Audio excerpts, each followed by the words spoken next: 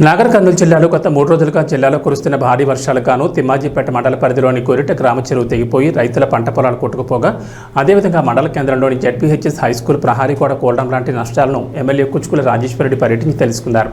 అనంతరం మండల కేంద్రంలో ఏర్పాటు చేసిన దివంగత మాజీ ముఖ్యమంత్రి స్వర్గీయ డాక్టర్ వైఎస్ రాజశేఖరరెడ్డి వర్ధంతి సందర్భంగా తిమ్మాజీపేట మండల కేంద్రంలో ఎమ్మెల్యే డాక్టర్ రాజేష్ రెడ్డి ఘనంగా నివాళులర్పించారు.